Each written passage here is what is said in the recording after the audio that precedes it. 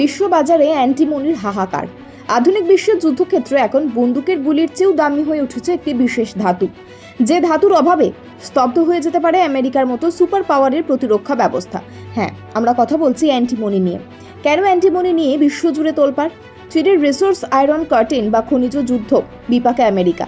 এক বছরে দাম বেড়েছে দ্বিগুণ, প্রতি টনের দাম এখন $60,000 কাছে। অ্যান্টিমনি দেখতে রূপলি ধূসর রঙের একটি মেটালয়েড বা উপধাতু। সাধারণ চোখে একটি কেবল খনিজ বলে হলেও এটি আসলে আধুনিক সামরিক শক্তির প্রাণভোমরা। অ্যান্টিমনির তিনটি প্রধান কাজ যা একে একে অপরিহার্য করে তুলেছে।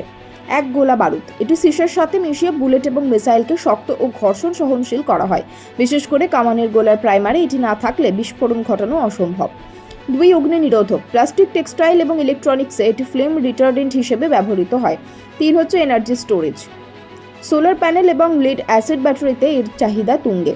এখানেই শুরু আসল উত্তেজনা। তথ্য বলছে বিশ্বের প্রায় 90% অ্যান্টিমনি উৎপাদনের রিফাইনিং নিয়ন্ত্রণ করে মাত্র 3টি দেশ, চীন, রাশিয়া এবং তাজিকিস্তান।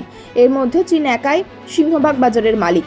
2024 সালের অগস্টে চীন প্রথম ঘোষণা করে যে অ্যান্টিমনি রপ্তানিতে লাইসেন্স লাগবে, কিন্তু খেরার মোড় ঘুরে যায় 2024-এর ডিসেম্বরে, যখন চীন সরাসরি আমেরিকায় অ্যান্টিমনি রপ্তানি পুরোপুরি নিষিদ্ধ করে দেয়।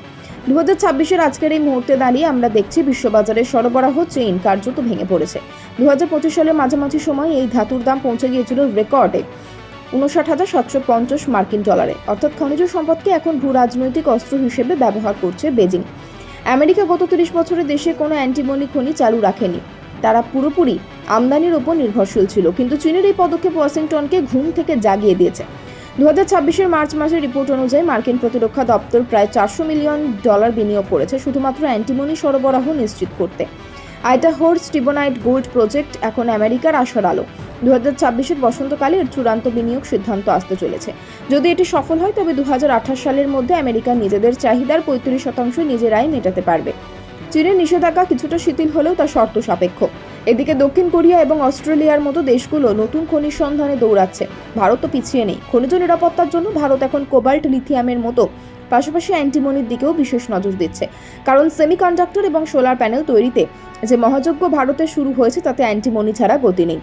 অ্যান্টিমনির এই সংকট আমাদের মনে করিয়ে দিচ্ছে যে আগামীর যুদ্ধ শুধু অস্ত্র দিয়ে নয়, খনিজ সম্পদ দিয়েও লড়া হবে। চীন যদি সরবরাহ পুরোপুরি বন্ধ রাখে তবে কি বিশ্ব এক নতুন অর্থনৈতিক মন্দার মুখে পড়বে, নাকি আমেরিকা ও মিত্র দেশগুলো দ্রুত বিকল্প খুঁজে বের করবে?